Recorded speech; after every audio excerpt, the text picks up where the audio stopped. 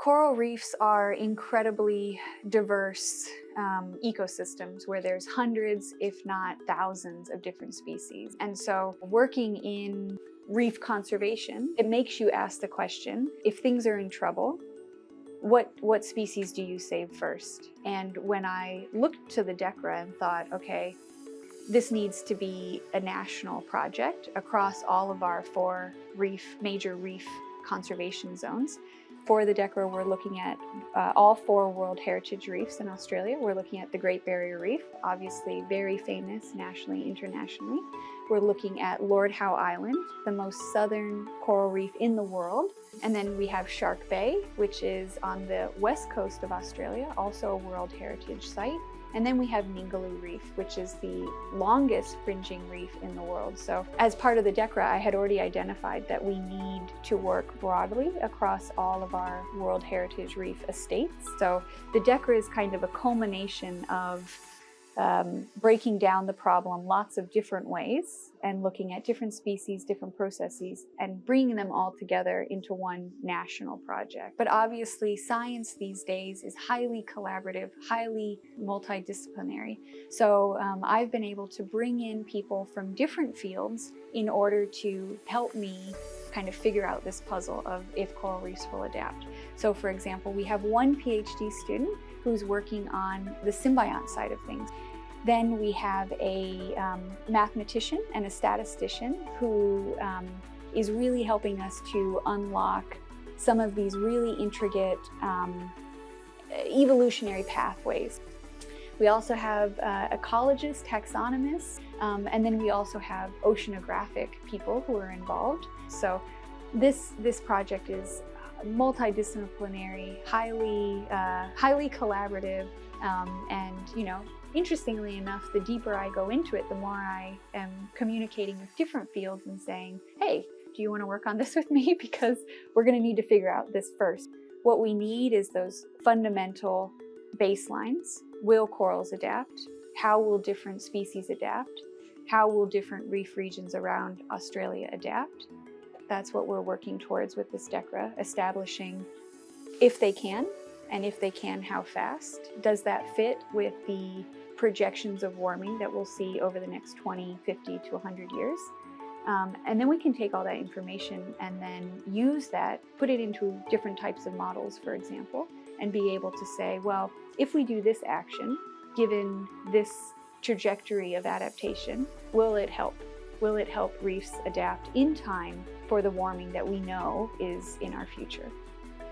I've been working on facets of the DECRA for over 12 years, but now I'm trying to put them all together to actually get some real predictions about how reefs will fare in the future.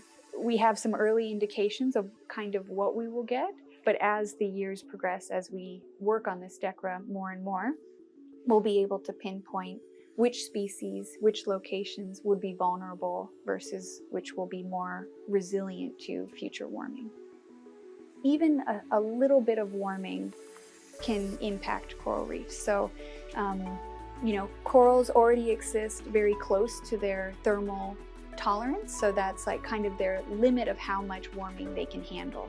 So they're already sitting pretty close to that. So that means that when warming starts to happen, or when warming is increasing year on, year out, they're getting closer, being pushed closer to that ceiling. So there's not a lot of room for them to move in terms of how much more warming they can take. And we already know that the oceans are absorbing a majority of the heat that is coming out because of the emissions that we're putting into the atmosphere. And hopefully one of the first kind of DECRA papers will be demonstrating that for coral reefs around Australia, stopping well before 1.5 degrees is going to be critical to keeping reefs the way they are now. And when I say keeping reefs, I mean keeping reef function. So it's not just what species are there, but what are they actually doing for the reef? Some coral species glue the reef together. Some species fill in the reef with structure. And some reef species create the actual foundation. So different species, we're talking hundreds of different species on reefs, they all do different things. So we know now that at 1.5, we are going to see drastic reductions in many species, and we're going to lose functions that are critical for reefs to work the way that we need them to work for livelihoods, for coastal protection. We know that reefs, they're not just incredibly beautiful places, but they support many livelihoods around the globe. So many people still use, for example, the fish that come from reefs in order to feed their families. They have jobs, fishing jobs that are directly related to the reef. So, you know, in Australia, we use the reef for recreation and tourism. And another incredible thing is that coral reefs also help buffer the coastline of countries. So a few weeks ago, we had a cyclone up here in Townsville, and for sure, we would have felt the effects of that wind much more strongly if that reef was not there. So they provide really important protection for coastal communities. So other than it being incredible sources of beauty that have an intrinsic cultural value that I would argue that we actually can't quantify, you know, they provide really tangible benefits for millions, if not billions, of people worldwide. So this DECRA is really important because it's going to inform us on how coral reefs will fare in the future under different warming scenarios. So as we're studying this, we can also take direct action to help alleviate the pressure that reefs are currently facing due to warming. And we can do this by taking strong measures to curb emissions, climate change emissions. And this will essentially help us as we're designing conservation actions to help reefs that are in peril. We can at the same time start to take the pressure off and stabilize warming, and that's going to give corals the absolute best chance of survival into the future. You know, that's really what we're trying to save. So people can enjoy, they can get on a boat in Cairns, go out to Moore Reef and swim through those tunnels up there. And, you know, that's why we want to have reefs for the future.